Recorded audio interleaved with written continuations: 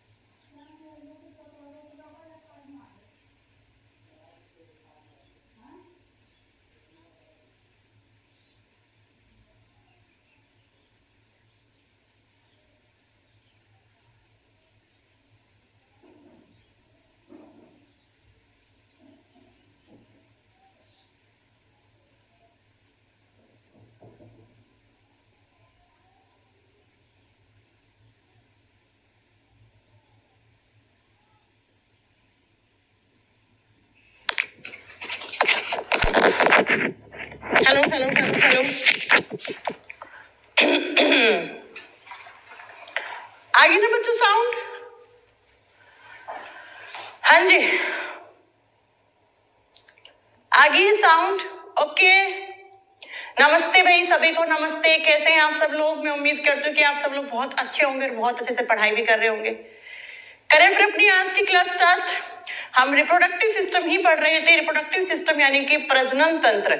हमने अभी तक की क्लास में ये पढ़ा कि रिप्रोडक्शन होता क्या है ना, और रिप्रोडक्शन कितने टाइप से हो सकता है, सेक्सुअल और एसेक्सुअल रिप्रोडक्शन में डिफरेंस क्या होता है, लैंगिक और अलैंगिक जनन में क्या डिफरेंस होता है।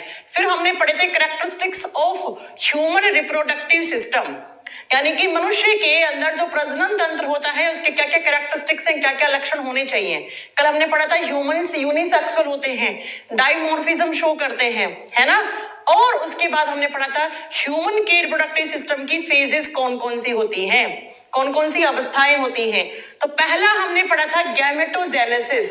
मेल और फीमेल दोनों अलग अलग बॉडी में जब प्यूबर्टी एज किशोरा अवस्था शुरू होती है तो गैमेट्स यानी कि जो जनन वाली कोशिकाएं होती हैं उनका फॉर्मेशन होना शुरू हो जाता है। और मेल बॉडी में जो गैमेट्स बनते हैं उनको स्पर्म्स यानी शुक्राणु कोशिकाएं कहते हैं। फीमेल बॉडी में जो आपके गैमेट्स बनते हैं उनको हम ओवा या डिंब या अंडाणु कोशिका कहते हैं। दोनों बॉडी में स्पर्म्स अलग बन गए और जो ओवा है वो अलग बन गए फीमेल बॉडी में। उसके बाद दूसरा फेज था, उसको बोला था इंसेमिनेशन। इंसेमिनेशन का मतलब क्या होता है, जो स्पर्म्स होते हैं, जो शुक्राणु कोशिकाएं होती हैं वो जेनाइटल एरिया से होते हुए, है ना, वो जनन भाग से होते हुए फीमेल के रिप्रोडक्टिव सिस्टम में एंटर कर जाती हैं। जो स्पर्म्स होते हैं, जो शुक्राणु कोशिकाएं होती हैं वो मेल बॉडी से बने कहां, नर जनन तंत्र में, और वो कहां पे ट्रांसफर हो जाते हैं, फीमेल बॉडी में ट्रांसफर हो जाते हैं। तो इसी ट्रांसफर होने की प्रोसेस को हम क्या कहते हैं, हम कहते हैं बच्चा इंसेमिनेशन। इंसेमिनेशन कहते हैं। अब जैसे ही स्पर्म्स एंटर कर गए अब तीसरा प्रोसेस शुरू होगा, थर्ड फेज स्टार्ट होगा। बच्चों कल की क्लास में मैंने आपको बहुत अच्छे से एक फोटो दिखा के समझाया था कि इस तरीके से देखो, ये एक स्पर्म सेल है, ये ह्यूमन स्पर्म जिसको हम स्पर्मेटोजोआ भी बोलते हैं, ठीक है। ये स्पर्म है, ये मोटाइल होते हैं, इनमें गति होती है ना। जबकि बच्चा ओवा जो होता है वो इस तरीके का होता है दिखने में। तो ये स्पर्म कहां से, तो ये फीमेल का रिप्रोडक्टिव सिस्टम होता है, इसमें सेक्सुअल इंटरकोर्सेस के थ्रू वेजाइना सर्विक्स से होते हुए कहां पर, तो यहां पर आ जाते हैं बच्चों, क्या स्पर्म्स की एंट्री हो जाती है फीमेल के रिप्रोडक्टिव सिस्टम में। अब जैसे ही एंट्री हो गई यहां पे, अब क्या होगा, इस फोटो से समझो, देखो ये रहा एक स्पर्म, ये रहा एक स्पर्म, दिख रहे हैं आपको स्पर्म। अब होता क्या है, महिलाओं के अंदर ये ओवेरी अंडाशय होता है और इसमें अंडे बनते हैं। तो यहां से आगे हम पढ़ाएंगे आपको कैसे बनते हैं अंडे, ओव्यूलेशन क्या होता है, oogenesis क्या होता है, सब कुछ पढ़ाएंगे, ठीक है। अभी फिलहाल जरा पढ़ने पे ध्यान दीजिए। तो यहां से होते हुए स्पर्म्स की एंट्री हो गई एंट्री। अब ये स्पर्म्स यहां पर आते हैं इस जगह, और इस नली को हम बोलते हैं फैलोपियन ट्यूब। ये जो नली है ना बच्चा, इसको फैलोपियन ट्यूब अंडवाहिका नली कहते हैं, अंडाणुओं का वाहन करती है। तो यहां से अंडा बना, अंडा बनता है ओवेरी में, इसे अंडाशय कहते हैं। आगे हम पढ़ाएंगे आपको डिटेल में। ये ओवेरी होते हैं, लेफ्ट ओवेरी राइट ओवेरी, दो ओवरीज होती हैं, ठीक है। तो लड़कियों के अंदर दो ओवेरीज हैं, दो आपकी अंडाशय कोशिकाएं, अंडा से झिल्लियां होती हैं जहां पर क्या बनते हैं, एग बनते हैं। तो एग यहां से बनके, ये देखो येलो से कलर का एग दिख रहा है, ये एग बनके यहां पे आ गया बाहर, किस नली में, फैलोपियन ट्यूब में। तो बच्चा यहां से स्पर्म आया, यहां से एग। अब स्पर्म और एग का जुड़ना होगा, फ्यूजन होगा। और कल मैंने पढ़ाया था फ्यूजन को हम क्या कहते हैं, आपको मैंने बहुत अच्छे से पढ़ाया था कि उसी को हम फर्टिलाइजेशन कहते हैं। तो बच्चा इंसेमिनेशन के बाद तीसरा जो फेज आता है रिप्रोडक्शन का, उसको फर्टिलाइजेशन कहा जाता है, उसे निषेचन कहा जाता है। निषेचन का मतलब क्या होता है, बहुत बार एग्जाम में आता है, अभी आया था ALP CBT 1 के पेपर में क्वेश्चन आया था यहां से। ये ऐसा चैप्टर है जिससे CGL में, है ना, CHSL में, CPO में, हर एग्जाम में क्वेश्चन आते हैं। तो क्या होगा, फर्टिलाइजेशन का मतलब क्या होता है, जो स्पर्म होता है, जो शुक्राणु कोशिका होती है, वो फ्यूज कर देती है किसके साथ, ओवा के साथ, ओवा या ओवम, जिसको डिंब या अंडाणु कोशिका कहते हैं हम। इन दोनों का मिलन होगा, मिलने को हम फ्यूजन, इन दोनों के फ्यूजन से, इन दोनों के संलयन से, संलयन की होने की प्रोसेस को हम क्या कहते हैं, फर्टिलाइजेशन कहते हैं, निषेचन की प्रोसेस कहते हैं। आपसे पूछ लियो एग्जाम में, व्हाट इज फर्टिलाइजेशन, निषेचन क्या होता है, तो आप क्या लिखोगे, फ्यूजन ऑफ स्पर्म एंड ओवा। शुक्राणु और अंडाणु का क्या, संलयन होना, जुड़ना, क्या कहलाता है, फर्टिलाइजेशन कहलाता है। अब इन दोनों की फर्टिलाइजेशन से एक नया सेल बनेगा, और इसी नए सेल को आप जाइगोट कहते हो। इसे हम क्या कहते हैं, जाइगोट कहते हैं, युग्मनज कहते हैं। बच्चों एक एग्जाम में पूछा था जाइगोट कैसा होता है, ये सिंगल सेल वाला होता है, सिंगल सेलुलर स्ट्रक्चर है, ये एक कोशिकीय है। क्या, तो स्पर्म और ओवा के मिलने से एक नया सेल बना, उसको आपने जाइगोट कहा, उसको आपने युग्मनज कहा, एक नया सेल बन गया। ये एक ही सेल है, इसको हम क्या बोलेंगे, सिंगल सेलुलर स्ट्रक्चर। मैंने पढ़ाया जहां पे एक ही सेल होता है उसको हम क्या कहते हैं, उसी के लिए, उसी को हम क्या कहते हैं बच्चा, सिंगल सेलुलर स्ट्रक्चर कहते हैं। तो जाइगोट एक ही सेल है ना। अब ये जाइगोट अपने आप को डिवाइड करेगा, 1 से 2 बनेंगी, 2 से 4 बनेंगी, 4 से 8, ऐसे करते करते हजारों लाखों सेल्स बन जाएंगी, धीरे धीरे बन जाएंगी कि नहीं बन जाएंगी, है ना। तो इसी को हम फर्टिलाइजेशन कहते हैं। एग्जाम में आता है फर्टिलाइजेशन होता कहाँ है, फर्टिलाइजेशन की जगह कहाँ है, साइट कहाँ है ना, किस जगह फर्टिलाइजेशन होता है, तो फीमेल रिप्रोडक्टिव सिस्टम की फैलोपियन ट्यूब में होता है। इसी फैलोपियन ट्यूब का दूसरा नाम होता है ओविडक्ट, ठीक है। हिंदी में लिखो अंडाणु वाहिका नली या अंडवाहिका नली बच्चा, वो नली जो अंडाणुओं का वाहन करती है, फैलोपियन ट्यूब, या इसी को डिंब वाहिका नली कहते हैं बच्चा हिंदी में। तो फैलोपियन ट्यूब वो जगह है जहां पर क्या होता है, फर्टिलाइजेशन होता है। अब ये फैलोपियन ट्यूब किसमें, लड़कियों में होती है। तो ऑब्वियस सी बात है, स्पर्म मेल बॉडी से फीमेल बॉडी में आए हैं, तो फीमेल के ही रिप्रोडक्टिव सिस्टम में होगा ना फर्टिलाइजेशन। तो इस तरीके से फर्टिलाइजेशन हुआ, और होकर क्या हुआ बच्चा, एक नया सेल जाइगोट बन गया, एक नया सेल जाइगोट बन गया। चलो अब क्या होगा, ध्यान से सुनो बच्चा, है ना, इस प्रोसेस को ध्यान से सुनना। ये फर्टिलाइज्ड एग था, अंडे को फर्टिलाइज किसने किया, स्पर्म ने किया। तो ये फर्टिलाइज्ड एग है ना, हाँ जी मैम। ये निषेचित अंडा है। अब इसी निषेचित अंडे को आपने जाइगोट बोला था बच्चा, इसी को फर्टिलाइज्ड एग क्या है, जाइगोट है। अब इस जाइगोट में देखो अभी तो एक ही सेल है, अब आगे चलकर 2 सेल बनेंगी, फिर 4 सेल बनेंगी, फिर 8 सेल बनेंगी, 16 सेल बनेंगी, और ऐसे बनते बनते जब बहुत सारी सेल्स का क्लस्टर बन जाता है तो इसे ब्लास्टोसिस्ट कहा जाता है। इसे क्या कहा जाता है? इसे ब्लास्टोसिस्ट कहा जाता है। और ये ब्लास्टोसिस्ट बन गया, इसका मतलब ये लड़की प्रेग्नेंट हो गई है, राइट? तो ये ब्लास्टोसिस्ट बनते ही डॉक्टर कह देती है कि yes you are pregnant, right? तो ये ब्लास्टोसिस्ट बन गया। अब क्या होगा? ये जो अच्छा ब्लास्टोसिस्ट क्या होता है? क्लस्टर ऑफ फर्टिलाइज्ड सेल्स, है ना? बहुत सारी सेल्स का क्लस्टर बन गया। देखो ना, इसमें बहुत सारी सेल्स है, ये देख रहे हो, ये देख रहे हो बहुत सारी सेल्स। तो इन बहुत सारी कोशिकाओं के समूह को ब्लास्टोसिस्ट कहा जाता है। अब क्या होगा बच्चा? ये ब्लास्टोसिस्ट कहां पे आके लगेगा? सुनो, ध्यान से सुनो मेरी बात को। देखो, ये ब्लास्टोसिस्ट यहां बनता है। ये क्या है? ये फैलोपियन ट्यूब है। फर्टिलाइजेशन कहां हुआ? फैलोपियन ट्यूब में। अब ये ब्लास्टोसिस्ट यहां से आता आता ये होता है यूट्रस। ये क्या होता है लड़कियों का? यूट्रस, जिसको गर्भ कहते हो या गर्भाशय कहते हो। ये जो ब्लास्टोसिस्ट है, ये यहां से आके इस यूट्रस की दीवार के साथ ऐसे चिपक जाता है, ऐसे यहां पे चिपक जाएगा और अगले 9 महीने यहीं पे रहेगा। 9 मंथ्स इसका एम्ब्रियोनिक डेवलपमेंट होगा, इसका भ्रूणीय विकास होगा और धीरे धीरे धीरे इस ब्लास्टोसिस्ट से आगे चलकर एक बच्चा बन जाएगा। तो बच्चों, यहां पे हुआ था फर्टिलाइजेशन। फर्टिलाइजेशन हो कि ये ब्लास्टोसिस्ट यहां से जाके यूट्रस, गर्भाशय की दीवार के साथ, जिसको यूटेराइन लाइन कहते हैं, उसके साथ जाके चिपक जाता है और अगले 9 महीने यहीं पे रहता है और 9 महीने तक उस बच्चे में सारे के सारा उसका डेवलपमेंट होता है, भ्रूणीय विकास होता है, उसके सारे ऑर्गन्स बनते हैं। फिर क्या होगा? इसी गर्भ की ओपनिंग को, ये दीवार होती है, ये ओपनिंग, ये क्या होता है? गर्भाशय। गर्भाशय का ये जो ये किनारा है, इसको बोलते हैं गर्भाशय का माउथ, जिसको सर्विक्स कहा जाता है। इस सर्विक्स की ओपनिंग होती है, सर्विक्स की मेम्ब्रेन डाइल्यूट होती है और लड़की को लेबर पेन आते हैं 9 महीने बाद और बच्चे का जन्म बाहर की तरफ ऐसे हो जाता है, ऐसे हो जाता है। आगे बात समझ में?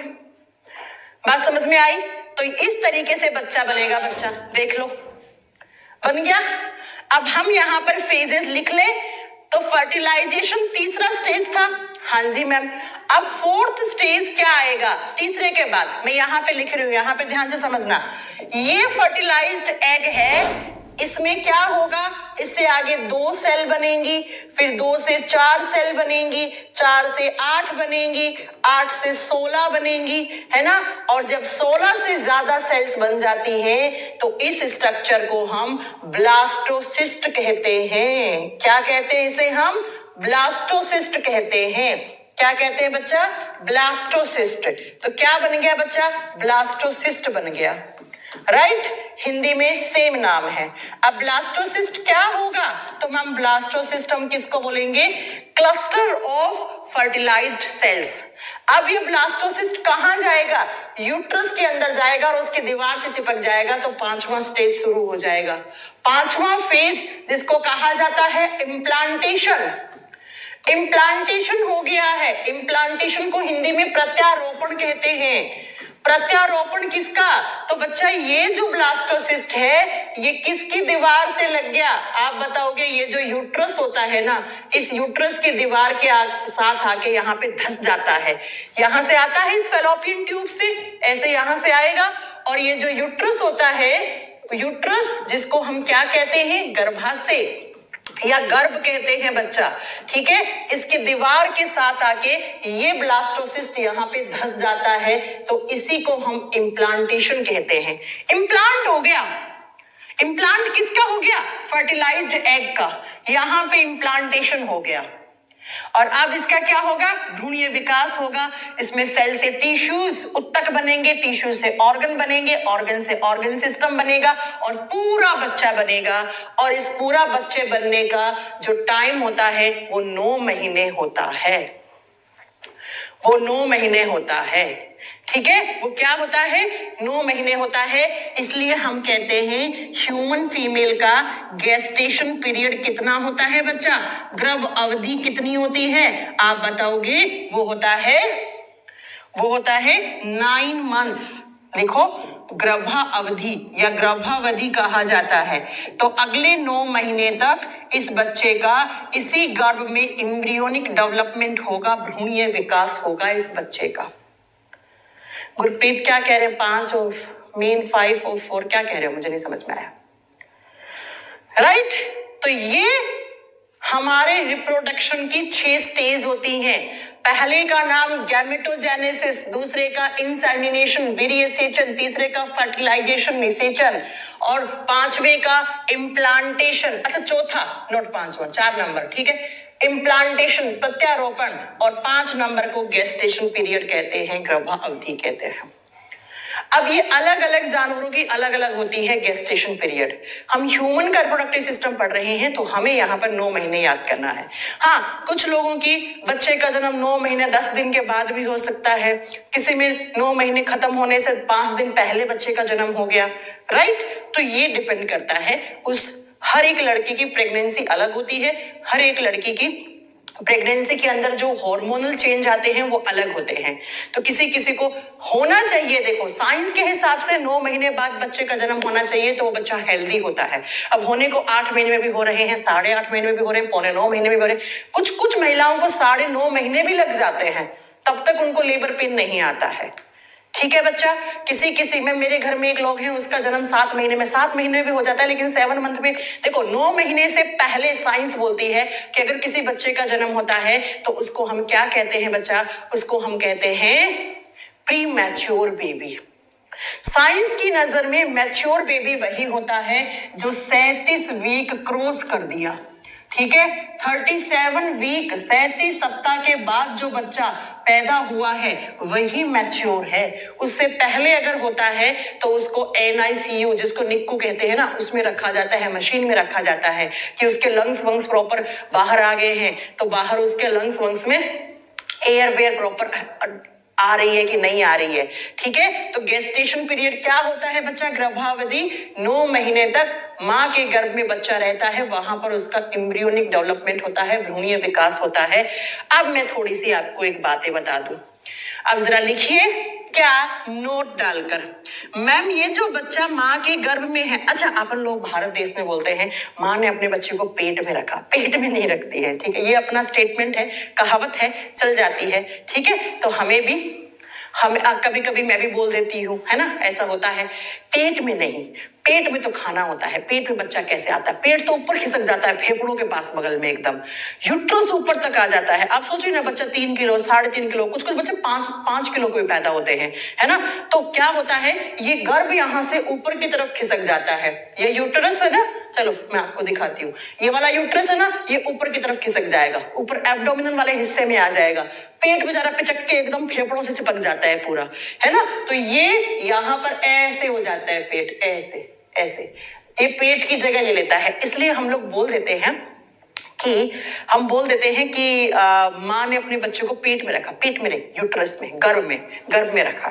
ठीक है बच्चा, तो ये ऐसे रहता है। अब बच्चों, जब बच्चा माँ के गर्भ में है तो क्या होता है, माँ और बच्चे के बीच में इस तरीके की एक मेम्ब्रेन लगती है, इसे प्लेसेंटा कहा जाता है। यहां से क्वेश्चन बनने वाले हैं, मैं यही लिखवा रही हूँ नोट डाल के, ठीक है, आप लिख लेना। मैम अब लैब में सच में बच्चे बनेंगे क्या? हाँ जी बच्चे, अब टेक्नोलॉजी बहुत फास्ट हो गई है, आगे आने वाले 40 से 50 साल के बाद तो लैब में भी बच्चा बनना शुरू हो जाएंगे। हाँ, टेक्नोलॉजी है। चलिए सुनो, क्या प्लेसेंटा को हिंदी में कहा जाता है अपरा। जब कोई भी महिला प्रेग्नेंट हो जाती है तो क्या होता है बच्चा, उस बच्चे के पास खाना, पानी, ऑक्सीजन, सब कुछ जिस मेम्ब्रेन के थ्रू, जिस झिल्ली के थ्रू जाता है उसको प्लेसेंटा कहा जाता है।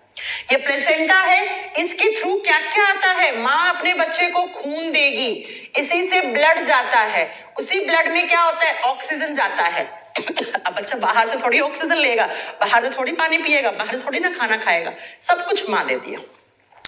इसी से ब्लड आता है, ब्लड से ऑक्सीजन आ जाता है और इसी से क्या होता है बच्चा, न्यूट्रिएंट्स आते हैं। न्यूट्रिएंट्स का मतलब होता है पोषक तत्व। वो पोषक तत्व है जिसको लेके ये बच्चा अपना लालन पोषण करता है 9 महीने तक। तो वो मेम्ब्रेन, वो झिल्ली जिसके थ्रू माँ अपने बच्चे को 9 महीने तक खून, ऑक्सीजन, पानी, न्यूट्रिएंट, विटामिन सब कुछ पहुंचाती है, उसे प्लेसेंटा कहा जाता है, उसे अपरा कहा जाता है। एग्जाम में क्वेश्चन आता है ये प्लेसेंटा है, ये टेम्परेरी ऑर्गन है या परमानेंट? बच्चा टेम्परेरी है, जब महिला प्रेग्नेंट हुई तब बनता है और जब डिलीवरी होती है तो इस प्लेसेंटा को देखो, प्लेसेंटा को इसको काट के फेंक दिया जाता है, राइट, इसको निकाल दिया जाता है और इसको बाहर फेंक दिया जाता है, राइट।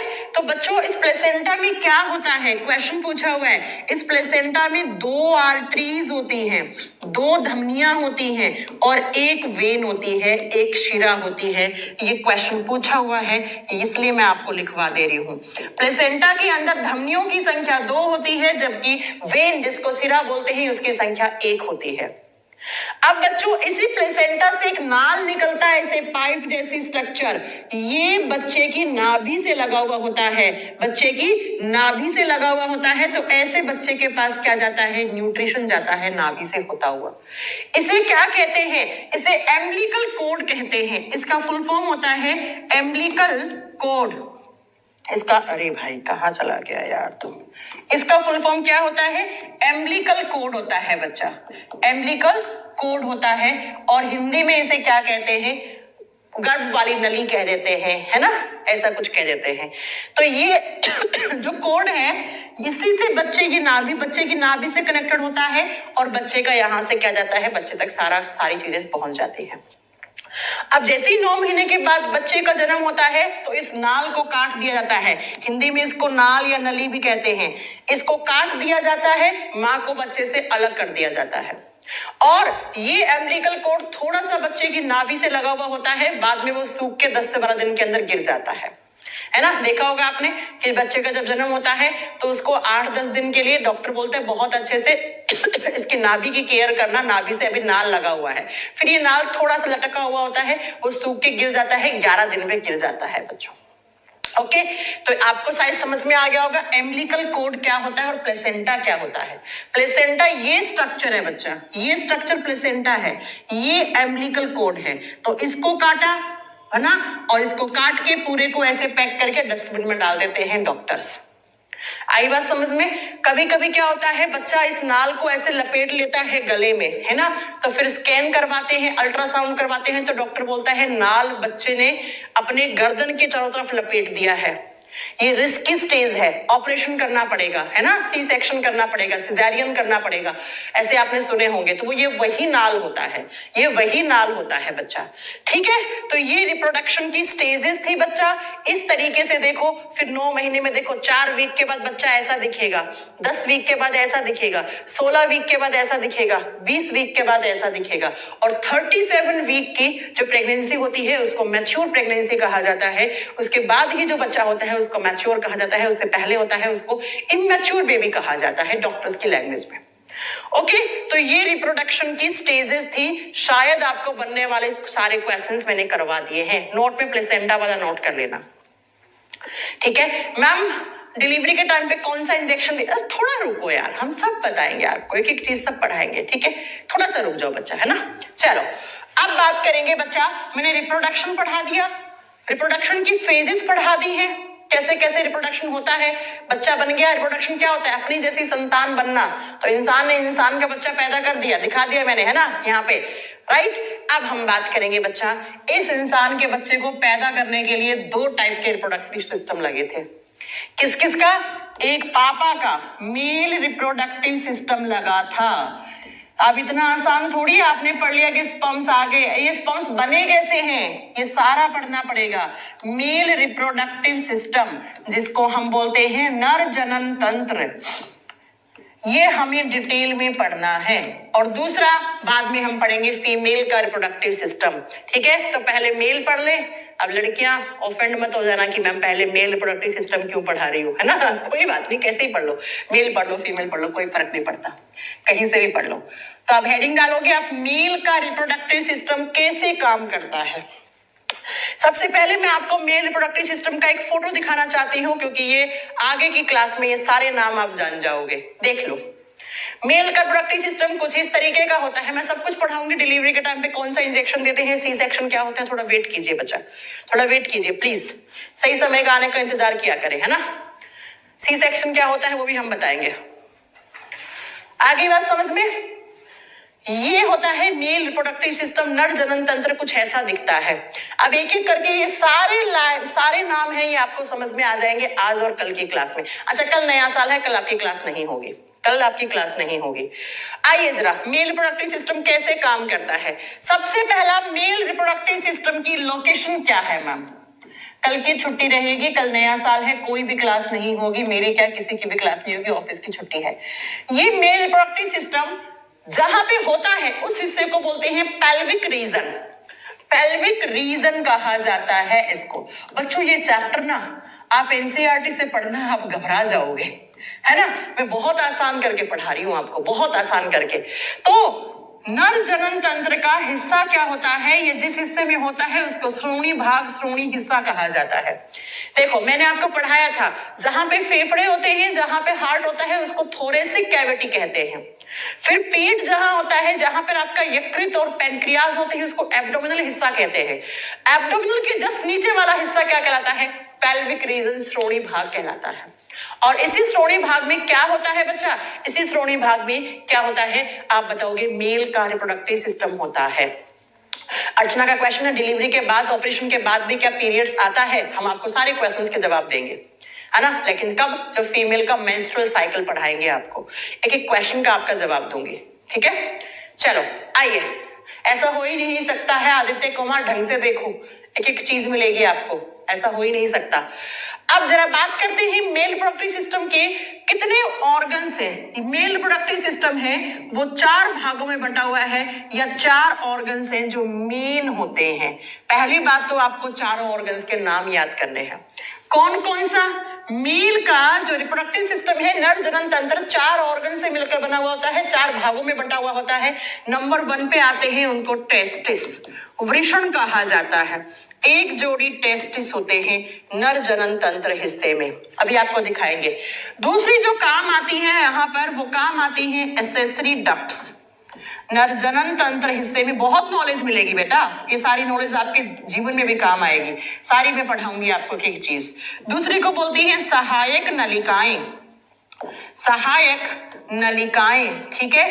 तीसरा जो होता है उसको कहा जाता है मेल ग्लैंड्स, पौरुष ग्रंथियां, जो सिर्फ लड़कों में होती है, लड़कियों में ये नहीं होती है, ठीक है, लड़कियों में अलग होती है। पौरुष ग्रंथियां सुना होगा ना, आजकल लड़कों में प्रोस्टेट कैंसर बहुत हो रहा है, सुना है आपने, प्रोस्टेट कैंसर, हर्निया की प्रॉब्लम हो रही है, ये सारी बातें हम आपको पढ़ाएंगे। चलो अगला, 4th नंबर पे जो ऑर्गन आता है उसको बोलते हैं external genital area. External genital area, जिसको ग्लैंड पेनिस कहा जाता है, जेनाइटल एरिया। बाहरी जननांग भाग, बाहरी जननांग भाग, एक्सटर्नल जेनाइटल एरिया, बाहरी जननांग भाग। ओके बच्चों, तो मेल का रिप्रोडक्टिव सिस्टम 4 भागों में बंटा हुआ होता है। 1 नंबर पे टेस्टिस होते हैं, 2 नंबर पे एक्सेसरी डक्ट्स होती हैं, 3 नंबर पे मेल ग्लैंड्स होते हैं, चौथे पे एक्सटर्नल जेनाइटल एरिया कहते हैं। चलो इसमें देखो कौन कौन सा कहाँ है। ये रहा, ये लेफ्ट वाला टेस्टिस है, ये राइट वाला, ये देखो दिखा रखा ना टेस्टिस। टेस्टिस की स्पेलिंग दोनों सही होती है, TS TS IS दोनों, ठीक है, ठीक है। ओके चलो नेक्स्ट। ओके आदित्य मैं देख लूंगी, ठीक है बच्चों। ये रहा टेस्टिस 1 और 2, तो पहला ये। दूसरा देखो बच्चा, ये देख रहे हो आप, वास डेफरेंस देख रहे होंगे आप, एपिडाइडमिस देख रहे होंगे, ये सहायक नलिकाएं होती हैं, ये सहायक नलिकाएं हैं। ये प्रोस्टेट ग्लैंड होगी, सेमाइनल वेसाइकल हो गया, और एक और आप पढ़ोगे बल्बोरेथ्रल ग्लैंड्स हो गई, ये ग्लैंड्स हैं। और इस हिस्से को कहा जाता है एक्सटर्नल जेनाइटल एरिया, जिसको पेनिस कहा जाता है। तो मेल का रिप्रोडक्टिव सिस्टम 4 हिस्सों में बंटा हुआ होता है, ये बात आपको समझ में आ गई। अब 1 नंबर पे लिखेंगे हम टेस्टिस, एक एक करके पढ़ेंगे इनको, तब जाके खत्म होगा। नंबर 1 पे लिखिए टेस्टिकल या टेस्टिस, ठीक है। वृषण, बच्चा कितने होते हैं? 1 पेयर, एक जोड़ी, लेफ्ट राइट, ठीक है, 1 पेयर, एक जोड़ी टेस्टिस होते हैं, यानी कि 2 होते हैं। कहाँ होते हैं टेस्टिस की लोकेशन? बहुत इंपॉर्टेंट है, एग्जाम में क्वेश्चन आता है, इसको स्टार करो। टेस्टिस होते कहाँ है, किस स्थान में होते हैं? जिस स्थान में होते हैं उसको स्क्रोटम कहा जाता है, उसको स्क्रोटम यानी कि वृषण कोष कहा जाता है या वृषण थैली कहा जाता है, ठीक है। ये स्क्रोटम क्या होता है? पाउच जैसी स्ट्रक्चर होता है, थैलीनुमा संरचना होता है, जिसके अंदर क्या होते हैं? टेस्टिस होते हैं। बच्चा ये जो स्क्रोटम है ये क्या पाउच जैसी स्ट्रक्चर है जिसके अंदर टेस्टिस होते हैं। ये स्क्रोटम मेल बॉडी में बाहर की तरफ होता है, आउटसाइड द बॉडी होता है, शरीर से बाहर होता है स्क्रोटम, और इसी स्क्रोटम के अंदर टेस्टिस होते हैं। और बच्चों आपने कभी सोचा है कि ये मेल बॉडी से बाहर क्यों होता है? क्यों? क्योंकि टेस्टिस के अंदर होता है स्पर्म का फॉर्मेशन। इनका काम होता है शुक्राणुओं को बनाना, स्पर्म फॉर्मेशन का काम करते हैं। यहाँ पे स्पर्मेटोजेनेसिस होता है, यानी कि शुक्राणु जनन होते हैं, स्पर्म्स यहीं पे बनते हैं। और बच्चा स्पर्म्स को बनने के लिए 2 से 3 डिग्री सेल्सियस टेम्परेचर कम चाहिए होता है हमारे शरीर के तापमान से। हमारे बॉडी का जो इंटरनल बॉडी टेम्परेचर होता है 37 डिग्री होता है लगभग, तो उससे 2-2.5 या 2 से 3 डिग्री सेल्सियस टेम्परेचर कम जरूरत होती है स्पर्म्स को बनने के लिए। इसीलिए स्क्रोटम मेल रिप्रोडक्टिव सिस्टम से बाहर की तरफ होता है। तो एग्जाम का क्वेश्चन है, टेस्टिस किस थैलीनुमा पाउच में होते हैं? स्क्रोटम में, वृषण कोष में। और आपसे पूछेगा कि स्क्रोटम जो होता है वो मेल बॉडी से बाहर की तरफ क्यों होता है? आप कहोगे बच्चा क्योंकि जो स्पर्म होते हैं, जो शुक्राणु कोशिकाएं होती हैं, उनको बनने के लिए मेल बॉडी का जो टेम्परेचर है उससे कम तापमान की जरूरत होती है। कितना कम? 2 से 2.5 डिग्री सेल्सियस, या 2 डिग्री ऑप्शन में हो सही कर देना, 2.5 डिग्री सेल्सियस हो ऑप्शन में ठीक कर देना, 2 से 3 हो तब भी सही हो जाएगा। इतना टेम्परेचर कम चाहिए, इसलिए स्क्रोटम मेल बॉडी से बाहर की तरफ होते हैं। अब मैं जो अगला जो आपको चीज बताने वाली हूँ, लड़के लोग तुम लोग सुन लो, ठीक है, बहुत ध्यान से। इधर आओ बच्चों, जब भी कोई लड़का माँ के गर्भ में होता है माँ के गर्भ में होता है, यानी कि माँ के यूट्रस में होता है लड़का, लड़के की बात कर रही हूँ, माँ के यूट्रस में अगर लड़का है तो क्या होता है बच्चा? जब वो लड़का माँ के गर्भ में होता है तो उसके ये टेस्टिस जो होते हैं ना वो बाहर की तरफ नहीं होते हैं। लेकिन जैसे क्या होता है बच्चा, डिलीवरी का समय नजदीक आता है ना, माँ अपने बच्चे को जन्म देने वाली होती है, तो तब क्या होते हैं, ये स्क्रोटम बाहर की तरफ चला जाता है मेल बॉडी से। लेकिन कुछ लड़कों में जन्म के बाद भी ये स्क्रोटम बाहर की तरफ नहीं आ पाता है, ये एब्डोमिनल वाले हिस्से में ही फंस के रह जाता है, बाहर नहीं गया, तो इसे क्रिप्टोकोर्डिज्म स्टेट कहा जाता है। फिर उस बच्चे के ऑपरेशन होता है, और ऑपरेशन करके डॉक्टर क्या कहते हैं, इस स्क्रोटम को बाहर की तरफ धकेल देते हैं ऑपरेशन में, ठीक है। ये एग्जाम में क्वेश्चन आता है बच्चा, क्या होता है क्रिप्टोकोर्डिज्म? मैं बता देती हूं आपको, क्रिप्टोकोर्डिज्म बहुत बार एग्जाम में बनने वाला क्वेश्चन होता है, सेम नाम हिंदी में है बच्चा, क्रिप्टोकोर्डिज्म।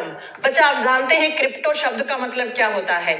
छुपा हुआ, है ना, यानी कि जिस बच्चे के अंदर टेस्टिस छुप गए अंदर की तरफ, एब्डोमिनल वाले हिस्से में छुप गए, बाहर की तरफ नहीं निकले, तो डॉक्टर उसी स्टेज को, देखो बीमारी नहीं है, ये एक स्टेज है बच्चा, ये कोई बीमारी नहीं है, इसको बीमारी नहीं बोल सकते। सुमित बेटा बिल्कुल लाइव क्लास है यार, मैं तुमसे बोल रही हूँ कल नया साल है तो रिकॉर्ड क्लास कैसे हो सकती है यार, थोड़ा बहुत कॉमन सेंस रखा करो, ठीक है। तो उस स्टेज को बोलते हैं क्रिप्टोकोर्डिज्म। क्रिप्टोकोर्डिज्म में क्या होता है, एक ऐसी स्टेज बन जाती है जब लड़के को जन्म होता है तो उस लड़के के अंदर टेस्टिस जो होते हैं वो अंदर की तरफ ही होते हैं। फिर डॉक्टर क्या करते हैं उसका ऑपरेशन करते हैं, और ऑपरेशन करके इन टेस्टिस को स्क्रोटम में बाहर की तरफ उतार देते हैं, राइट। तो बता दोगे क्रिप्टोकोर्डिज्म क्या स्टेज होती है? उस स्टेज के अंदर क्या होता है, जो आपके ये टेस्टिस होते हैं वो छुपे हुए होते हैं, वो बाहर नहीं आ पाते हैं, इसको कहा जाता है। ओके बच्चों, चलो तो इसको आप स्टार कर लेना, ये एग्जाम में आता है बच्चा बहुत बार। What is क्रिप्टोकोर्टिज्म? वो अवस्था जहां पर टेस्टिस वृषण जो होते हैं वो छुपे हुए होते हैं और बाहर की तरफ नहीं निकल पाते हैं, उसको क्रिप्टोकोर्टिज्म कहा जाता है। अब आओ यहाँ पे, तो टेस्टिस का काम क्या होता है? स्पर्म्स बनाना। शुक्राणुओं का जन्म यही होता है, या इसका मतलब मैम हमसे एग्जाम में क्वेश्चन पूछ ले स्पर्मेटोजेनेसिस कहाँ होता है, तो आप क्या बताओगे? टेस्टिस में होता है। इस तरीके से टेस्टिस होता है ओवल शेप का, अंडे के जैसा ओवल शेप का होता है। टेस्टिस का आकार कैसा होता है? लिख दो, अंडाकार होता है।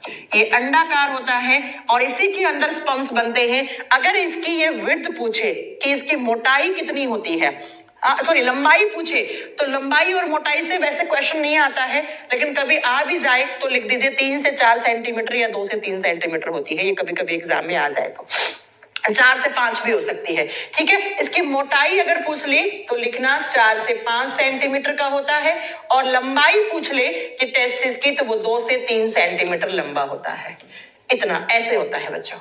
ठीक है, इसका काम क्या है? तो इसमें किसका फॉर्मेशन होता है? स्पर्म का फॉर्मेशन होता है। इसका मतलब इसके अंदर क्या बनते हैं? स्पर्मेटोजेनेसिस होता है। शुक्राणुओं का जन्म यहीं पे होता है। अब ये शुक्राणु जन्म कब होते हैं? जब ये लड़का कितने साल का हो गया है? कल की क्लास में हमने पढ़ाया था, जब ये लड़का 11 से 18 साल का है, यानी कि इसकी प्यूबर्टी एज जब शुरू होती है ना, 18 साल के बाद तो प्यूबर्टी एज खत्म हो जाती है। इसका मतलब वो बच्चा क्या, अब वो अडल्ट कहलाता है। तो जब किशोरावस्था शुरू होती है तो उसके अंदर क्या बनना शुरू हो जाते हैं? स्पर्म फॉर्मेशन हो जाता है, शुक्राणुओं का बनना शुरू हो जाता है। ओके, आगे बात समझ में? हाँ जी मैम, ये टेस्टिस की बात करी। अब बात करेंगे, डिटेल में पढ़ेंगे, अंदर चलेंगे एकदम। ये चैप्टर किताब से पढ़ने की कोशिश मत करना, नहीं पढ़ पाओगे, है ना। अब बच्चा जब इसके टेस्टिस की बात करते हैं तो इस टेस्टिस में क्या होता है, यहां पे आओ। एक एक क्वेश्चन जो मैं बताऊंगी वो एग्जाम में आता है। आप मेरी बात पे यकीन ना करें, प्रीवियस ईयर के पेपर के क्वेश्चंस खुद से लगा लेना। इस टेस्टिस में 3 टाइप की सेल्स होती है। मैं एक टेस्टिस की बात करूं तो दोनों में आप लिख सकते हो, ठीक है ना। यानी कि वृषण के अंदर क्या 3 प्रकार की सेल्स होती है बच्चा। ये मैं सेल्स की बात कर रही हूँ, टेस्टिस सेल्स की बात कर रही हूँ। यहाँ पे आप लिख देना, ये सेल्स हैं, ये वो कोशिकाएं हैं जो टेस्टिस के अंदर पाई जाती हैं।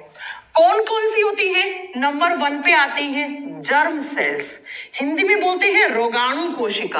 अब ये रोगों को जन्म नहीं देती हैं, ठीक है। ये मत सोचना कि रोगाणु कोशिका है तो मैम रोगों को जन्म दे रही होंगी, नहीं, जर्म सेल्स। दूसरी जो होती है बच्चा, उनको बोलते हैं सर्टोली सेल्स।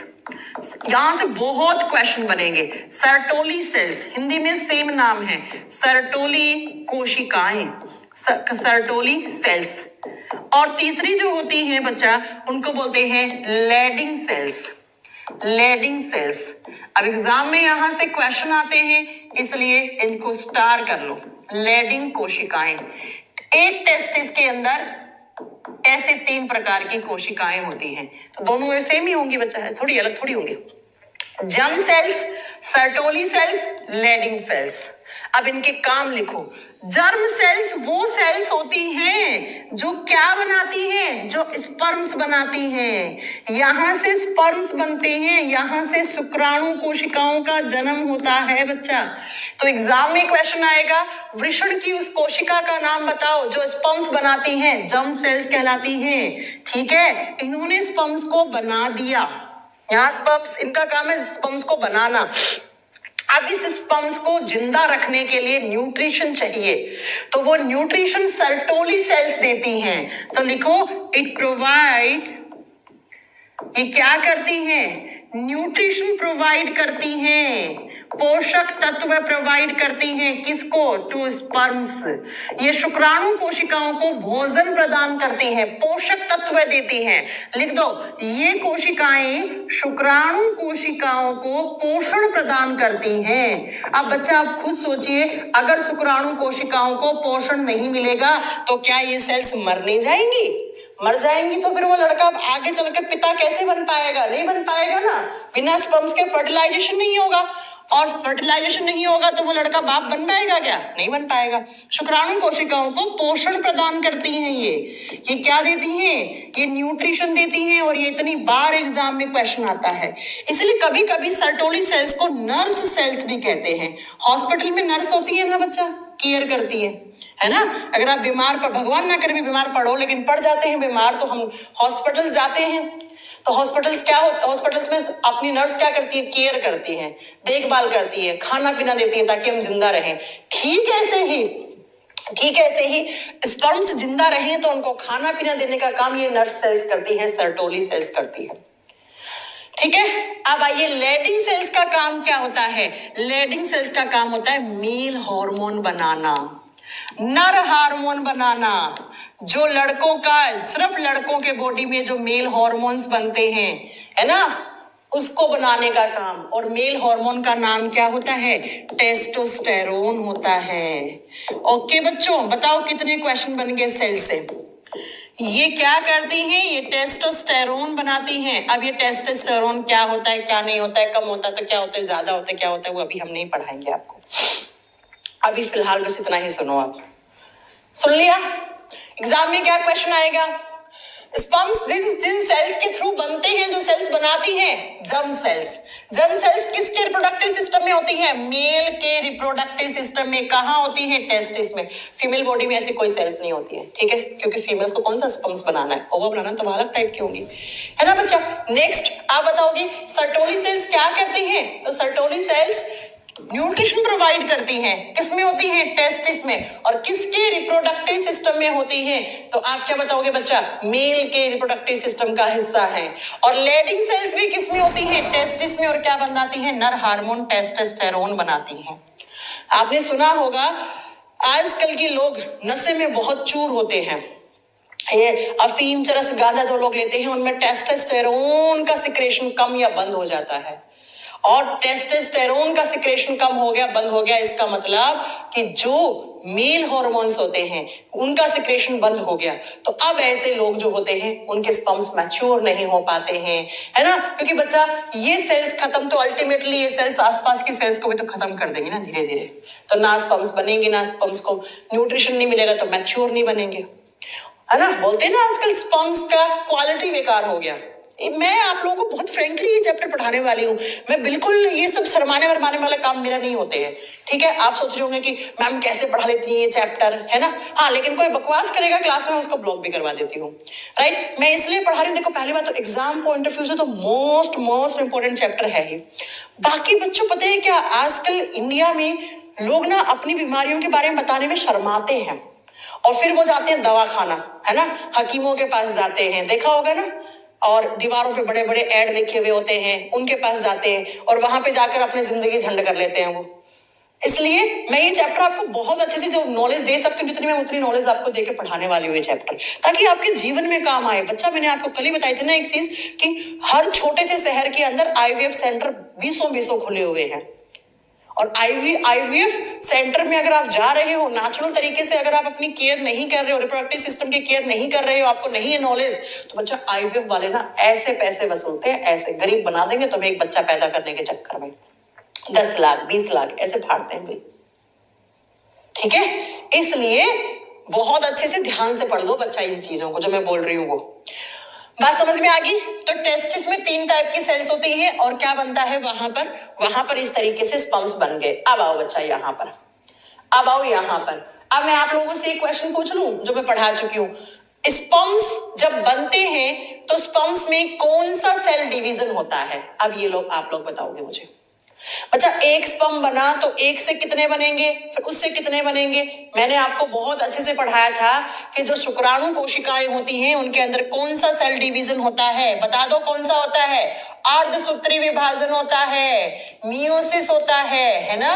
तो एक क्वेश्चन ये भी तो उठा सकता है ना एग्जामिनर, हाँ जी मैम, मियोसिस में क्या एक सेल से 4 सेल बनती हैं। तो एक स्पर्म कोशिका से कितनी? 4 बन जाती हैं।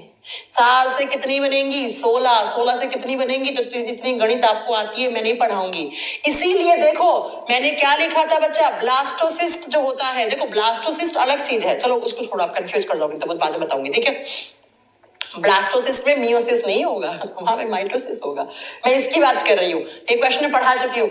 दूसरा सुनो, स्पर्म जो होता है उसको हैप्लॉइड सेल कहा जाता है। स्पर्म कैसा होता है? हैप्लॉइड सेल होता है, एक गुणी कोशिका होता है। अब बच्चा, एक गुणी कोशिका का मतलब क्या था? ये इसी बार ALP CBT 1 के पेपर का क्वेश्चन था जो मैं पढ़ाने वाली हूँ। मैंने पढ़ाया था हैप्लॉइड सेल्स वो होती हैं जिसमें ओनली 23 क्रोमोसोम्स हो, नॉट 23 पेयर, ओनली 23 क्रोमोसोम्स, जिसमें 23 गुणसूत्र होते हैं, उसे हैप्लॉइड सेल कहा जाता है। तो स्पर्म के अंदर सिर्फ 23 गुणसूत्र हैं, 23 जोड़ी मत कर देना, ठीक है? तो ये 2 क्वेश्चन और स्पर्म से बनते हैं, ये आप लिख लेना अपने नोटबुक में। हो गया? हाँ जी मैम। ये सेल्स पढ़ ली? हाँ जी मैम। अब सुनो जरा, इस तरीके से क्या होता है? टेस्टिस होता है। अब इस टेस्टिस में क्या होते हैं? ऐसे कंपार्टमेंट्स बने हुए होते हैं बच्चा, ऐसे एक कंपार्टमेंट, दूसरा कंपार्टमेंट, तीसरा कंपार्टमेंट, ऐसे कंपार्टमेंट बने होते हैं। और इन कंपार्टमेंट्स का नाम क्या होता है? इनका नाम होता है टेस्टिक्यूलर लोब्यूल। टेस्टिक्यूलर लोब्यूल कहते हैं बच्चा इसे। हिंदी में क्या कहते हैं? वृषण पालिकाएं। ऐसे अलग अलग पालिकाएं बने हैं, अलग अलग कंपार्टमेंट्स बने हैं। और पता है कितने होते हैं? एक टेस्टिस में 250 होते हैं, ठीक है? एक टेस्टिस में कितने? 250। ये क्वेश्चन पूछा हुआ है, एग्जाम में आता है कि टेस्टिस में जो कंपार्टमेंट्स बने हुए होते हैं, जो वृषण के अंदर अलग अलग कंपार्टमेंट्स बने हुए होते हैं, उनका नाम क्या होता है? उन्हें टेस्टिक्यूलर लोब्यूल या टेस्टिक्यूलर ट्यूब्यूल भी कहते हैं, वो भी सेम नाम है। कितने? एक टेस्टिस में 250 होते हैं। मैम फोटो में दिखाओ, हम आपकी नहीं मानेंगे। चलो आपको फोटो दिखाते हैं, आओ यहाँ पर। ये फोटो दिख रहा है? इसमें ये देख रहे हो? मैं अलग कलर का पेन लेती हूँ, ठीक है? लाल कलर का पेन लेती हूँ। ये देखो, ये पहला कंपार्टमेंट, ऐसे कंपार्टमेंट दिख रहे हैं ना आपको? ये रहे, हाँ जी मैम, ये रहा, ये रहे। इन कंपार्टमेंट्स को बोलते हैं टेस्टिक्यूलर। दिखा रखा ना, देखो ये रहा, टेस्टिक्यूलर लोब्यूल्स, ये रहे, ये है। इनकी संख्या कितनी? 250। एक टेस्टिस में तो दोनों में 500 हो जाती है। ओके बच्चों, और अब क्या होता है? इन्हीं टेस्टिक्यूलर लोब्यूल के अंदर पतली पतली नली होती हैं। देखो ऐसे ऐसे पतली पतली नलियां होती हैं। पतली पतली क्या होती है बच्चा? नलियां होती हैं। ऐसे ऐसे पाइप जैसे स्ट्रक्चर होती हैं। ये पहले कंपार्टमेंट में थी, ये दूसरे में थी, ये तीसरे में थी, ये चौथे में थी। और इन नलियों का नाम क्या होता है? इन्हें बोलते हैं सेमनीफेरस ट्यूब्यूल। इन्हें क्या बोलते हैं? इन्हें सेमनीफेरस ट्यूब्यूल या ट्यूब कहते हैं, ठीक है? सेमनीफेरस ट्यूब्यूल, हिंदी में बोलते हैं शुक्रजनक नलिकाएं। क्या कहते हैं बच्चा? शुक्रजनक नलिकाएं। शुक्रजनक, शुक्राणुओं को जन्म देने वाली नलियां। आप जानते हो प्राइमरी स्टेज पर स्पर्म्स यहाँ बनते हैं। ये स्पर्म्स इन नलियों के अंदर, क्योंकि नलियों में कौन सी सेल्स होती है? जर्म सेल्स होती है। देखो फिर से सुनना, नाम एक जैसे से। हिंदी मीडियम वाला बच्चा तो बिल्कुल ध्यान से सुनेगा, क्योंकि एक जैसे नाम होते हैं बच्चा। सुनो, ऐसे कंपार्टमेंट होते हैं टेस्टिस के अंदर। इन कंपार्टमेंट्स को टेस्टिक्यूलर लोब्यूल कहते हैं, जो 250 होते हैं एक टेस्टिस में।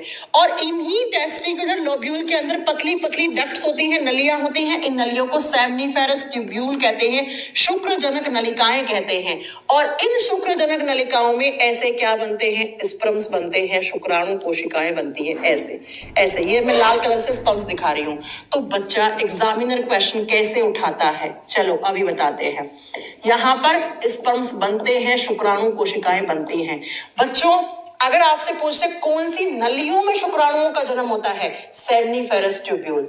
कौन सी सेल्स बनाती हैं? Germ cells. यानी कि मैम इन नलियों में जर्म सेल्स होती हैं। जी हाँ, जी हाँ। लेकिन ये जो यहाँ पर स्पर्म्स बनते हैं, ये इमैच्योर होते हैं बच्चा। ये भी मैच्योर नहीं है, इमैच्योर हैं। यानी कि अभी ये मैच्योर होंगे, अभी ये मैच्योर होंगे, अभी ये मैच्योर नहीं हुए हैं। तो सेमनीफेरस ट्यूब्यूल में जस्ट अभी नए नए स्पर्म्स बने हैं, मैच्योर नहीं है। मैच्योर का मतलब वो फर्टिलाइजेशन के लायक नहीं है, ठीक है? वो फर्टिलाइजेशन के लायक नहीं है। अब क्या होता है, अब ये यहां से ये स्पर्म्स ट्रांसफर होते हैं। खैर वो छोड़ो, वो हम अगली क्लास में पढ़ाएंगे, लेकिन सुन लो फिर भी एक बार, ठीक है। यहां से ये स्पर्म्स ऐसे ट्रांसफर होंगे नीचे की तरफ एक नली में, और ये जो नली होती है ना इस तरीके से, इसे बोलते हैं एपिडाइडमिस। इसे कहा जाता है एपिडाइडमिस। बहुत कंफ्यूजन है अब, है ना। अरे मैम इतना कैसे याद करें, याद कराऊंगी ना मैं आपको। इस नली को बोलते हैं एपिडाइडमिस, हिंदी में बोलते हैं वृषण कोष। यहाँ पे स्पर्म्स को खाना मिलता है, न्यूट्रिशन मिलते हैं, और यहाँ पे स्पर्म्स क्या होते हैं, मैच्योर होते हैं बच्चा। मैच्योर का मतलब वो निषेचन करने के लायक हुए हैं। यहाँ पर इन्हें क्या मिलेगा, पोषण मिलेगा। पोषण कौन सी सेल, सर्टोली सेल्स देती हैं। इसका मतलब मैम ये जो एपिडाइडमिस है ना, इसके अंदर सर्टोली सेल्स होंगी। यहाँ से इमेच्योर स्पर्म्स ट्रांसफर होते हैं इस नली में, और इस नली को एपिडाइडमिस कहा जाता है। यहाँ पर स्पर्म्स आके मैच्योर होते हैं, यानी कि वो फर्टिलाइजेशन के लायक बनते हैं बच्चा, लायक बनते हैं। क्वालिटी आती है स्पर्म के अंदर, राइट। तो ये आपको याद रखना है, इतनी चीज याद रखनी है। मैम 50-60 साल में स्पर्म्स बनना, अरे रुक तो जाओ यार, सब पढ़ाएंगे हम। आगे आगे तुम लोग इतना आगे क्यों चलते हो मेरे से, हाँ। आगे बात, इतनी बात समझ में आ गई। तो हमने आज मेल का रिप्रोडक्टिव सिस्टम स्टार्ट किया। उसमें हमने पढ़ा टेस्टिस की स्ट्रक्चर, और टेस्टिस में हमने इतनी बातें पढ़ ली कि ये टेस्टिस होता है अंडे के आकार के जैसा। इसमें ऐसे टेस्टिकुलर लोब्यूल होते हैं, इनके अंदर सेमनीफेरस ट्यूब्यूल होती हैं जहां पे स्पर्म्स बनते हैं, लेकिन वो इमेच्योर होते हैं। मैच्योर होने के लिए देखो यहाँ पे जाएंगे, इसे क्या दिखा रखा है, एपिडाइडमिस, हिंदी में वृषण कोष कहा जाता है। तो यहाँ पर जो स्पर्म्स बनते हैं वो कैसे होते हैं बच्चा, इमेच्योर होते हैं, और मैच्योर होने के लिए कहाँ, एपिडाइडमिस में आते हैं। अब मैच्योर हो गए, अब यहां से बाहर की तरफ इस नली में आएंगे, इस नली में। ये नलियां हम अगली क्लास में आपको पढ़ाएंगे। क्या अब आपको मेरी बात समझ में आई, हाँ। तो हमने मेल के रिप्रोडक्टिव सिस्टम को 4 भागों में बांट के पढ़ा था कि नहीं पढ़ा, हाँ जी मैम। पहला क्या पढ़ लिया हमने, टेस्टिस पढ़ लिया, हाँ जी मैम। अब हम दूसरा पार्ट पढ़ेंगे, क्या, एसेसरी डक्ट्स। ये देखो हमने 4 पार्ट में डिवाइड किया था मेल के रिप्रोडक्टिव सिस्टम को। कहाँ चला गया, इससे अगली स्लाइड पे था क्या, तभी तो मैं नहीं डलवा पाती है, मैं ऐसे लिखती हूँ। कहाँ से अब तुम लोगों को क्या दे दूं मैं, तुम लोग बोलते हो मैम ये बोर्ड वाली PDF दे दो, क्या दे दूं मैं, खुद तो कंफ्यूज हो जाती हूँ, है ना। ठीक है, लेकिन नोट्स से मेरी सारी चीजें मिलती हैं आपको। मेरी आदत नहीं होती ये स्लाइड को सेव करने की, पता नहीं कब आदत बनेगी, इस जन्म में तो नहीं बन पाएगी।